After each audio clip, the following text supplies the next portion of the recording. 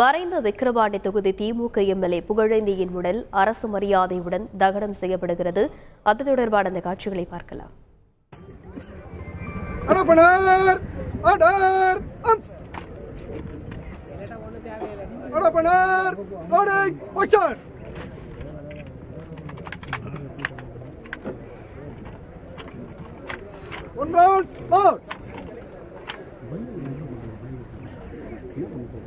Police, officer!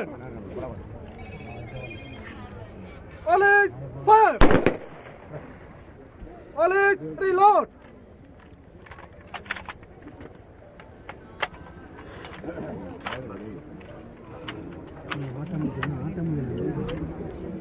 Police, officer! Police, fire!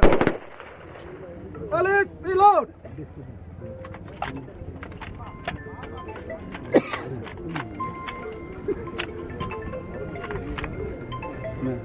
Police, person! Police, fire! Cease fire, unload!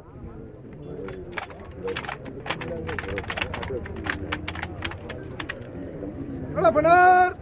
Order! Ups! Order! Stop! Ups! Order! Person! Ups!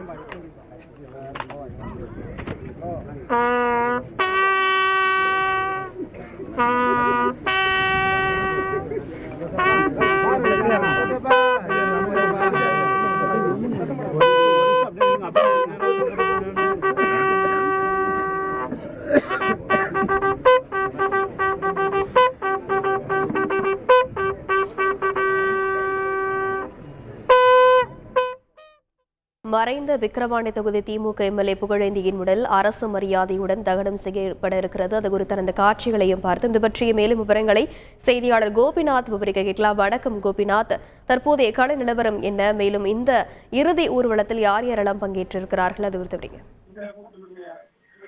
Villupuram தெற்கு மாவட்ட திமுக செயலாளரும் விக்கிரவாண்டி சட்டமன்ற உறுப்பினருமான புகழேந்தி நேற்று காலை உடல்நலக் குறைவு காரணமாக முண்டியம்பாக்கம் அரசு மருத்துவக் கல்லூரி மருத்துவமனையில சிகிச்சை பலனின்றி உயிரிழந்தார். உயிரிழந்த புகழேந்தி பாத்தீங்கன்னா 70 வயதாவது. இவர் பாத்தீங்கன்னா திமுக கிளைக்கழக செயலாளர் பொறுப்பிலிருந்து மாவட்ட செயலாளர் பொறுப்பு வரை தொடர்ந்து இவரோட வளர்ச்சி இருந்துச்சு. அதே போல கிராம லெவல்ல ஊராட்சி மன்ற தலைவர் பதவியிலிருந்து ஒன்றிய குழு உறுப்பினர், ஒன்றிய பெருந்தலைவர், இது போன்ற அடுத்தடுத்த பதவிகளை தொடர்ந்து பதவி வகித்து ஒரு முறை விக்கிரவாண்டி சட்டமன்ற தேர்தலில் போட்டியிட்டு இடைத்தேர்தலில் தோத்து போனாரு. கடந்த தேர்தலில் வெற்றி பெற்று தொடர்ந்து சிறப்பான முறையில விக்கிரவாண்டி தொகுதியோட மக்களுக்கு சேவை செஞ்சு வந்தாரு. இந்நிலையில அவருக்கு உடல்நலக் குறைவு ஏற்பட்டு கடந்த சில மாதங்களாக அவர் தொடர்ந்து சிகிச்சை பெற்று வந்தாரு. நேற்று காலை சிகிச்சை பலனின்றி புகழேந்தி உயிரிழந்தாருங்க. உடனடியா இவரோட உடல் விழுப்புரத்தில் இருக்கக்கூடிய கலைஞர் அறிவகத்தில் வைக்கப்பட்டது. தமிழக முதலமைச்சர் மு.க.ஸ்டாலின் அவர்கள் நேற்று இரவு அவருக்கு அஞ்சலி செலுத்தினாரு. இதனைத் தொடர்ந்து இன்று காலை இவரோட கிராமம் பாத்தீங்கன்னா விழுப்புரத்துல இருந்து பக்கத்துல இருக்கக்கூடிய அத்தியூர் திருவாதி இந்த கிராமத்துல பொதுமக்கள் அஞ்சலிக்காக, உறவினர் அஞ்சலிக்காக வைக்கப்பட்டது. காலை இந்த அஞ்சலி முடிஞ்சு தற்போது தமிழக உயர்கல்வித்துறை அமைச்சர் பொன்முடி தலைமையில தற்போது இறுதி ஊர்வலம் நடந்தது. நம்ம பார்த்துட்டு இருக்க காட்சிகள் இந்த அத்தியூர் திருவாதி கிராமத்தில் இருக்கக்கூடிய தென்பண்ணை யாத்திரை இந்த கரையோரத்துல அவருக்கான இறுதி சடங்கு செய்யப்பட்டிருக்கு. இதை பார்த்துட்டு இருக்கோம்.